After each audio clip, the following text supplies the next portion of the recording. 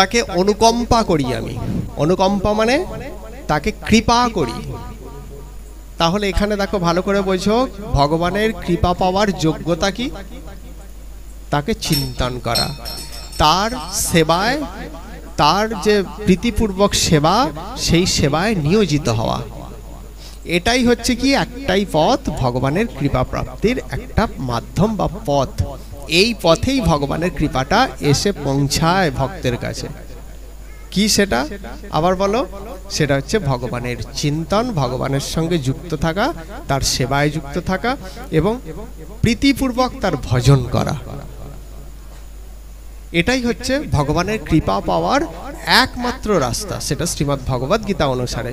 আমরা কখনোই ভগবানকে এইভাবে প্রীত করতে পারি না, হে ভগবান তুমি আমার এই কাজটা করে দাও, আমি তোমাকে সোনার বাঁশি দেব। আরে বাঁশি কখনো সোনার হয় না, বাঁশি বাঁশেরই হয়।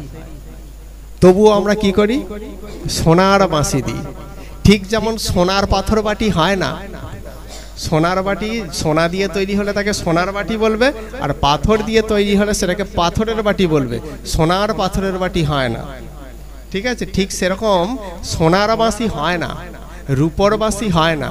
বাঁশি কথাটাই এসেছে বাঁশ থেকে, এক প্রকারের বাঁশ থেকে সেই বাঁশিটা তৈরি হয়, ঠিক আছে?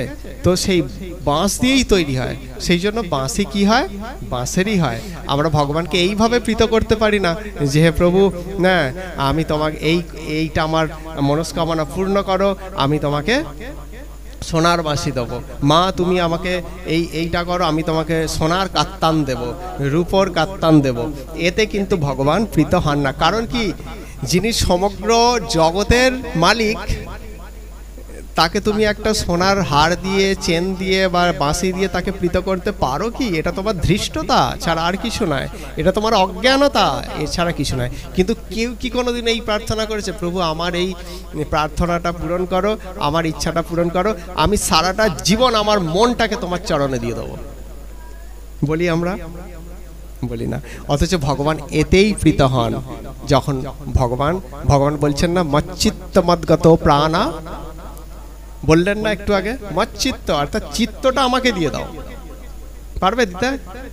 কেউ মানত করতে পারবে এইটা যে আমাকে একটা সন্তান দাও, আমি আমার চিত্তটা তোমাকে দিয়ে দেবো? আমরা তো সোনার বাঁশি, রূপর বাঁশি, সোনার কাত্তান, রূপর কাত্তান দোকানে গেলে কিনে দিয়ে দিতে পারি, কোনো অসুবিধা নেই। হ্যাঁ, এবারে যা পুজোর খরচ হবে সব তোমার দিয়ে দেবো, এ তো স্বাভাবিক, এইগুলো দেয়াই যেতে পারে, কোনো অসুবিধা নেই। কিন্তু যেটা কঠিন কাজ, ভগবান সেটাই ভালোবাসেন। ভগবান গিরি গোবর্ধন তুলে রেখেছিলেন, তুলোর বস্তা নয়, ঠিক আছে? তাহলে বুঝে দেখো, ভগবান নিজে কঠিন কাজ করতে ভালোবাসেন, সেই জন্য তিনিও চান আমার ভক্ত কঠিন কাজ করবে, আমাকে কঠিন জিনিস দেয়া সম্ভব নয় যেটা, সেটা আমাকে দেবে। এই সোনার বাঁশি নয়, রূপর বাঁশি নয়, যেটা দেওয়া কঠিন সেটা দেবে। কি দেওয়া কঠিন? এই সংসারে ভগবানকে সব কিছু দেয়া সহজ, কিন্তু মনটা দেয়া খুব কঠিন। তুমি মন দেওয়ার চেষ্টা করো, দেখি তো তোমাকে আর কোনো মানত করতে হবে না, কিচ্ছু মানতের প্রয়োজন নেই। হ্যাঁ, তাহলে এখানে বলছেন সেই ব্যক্তিকে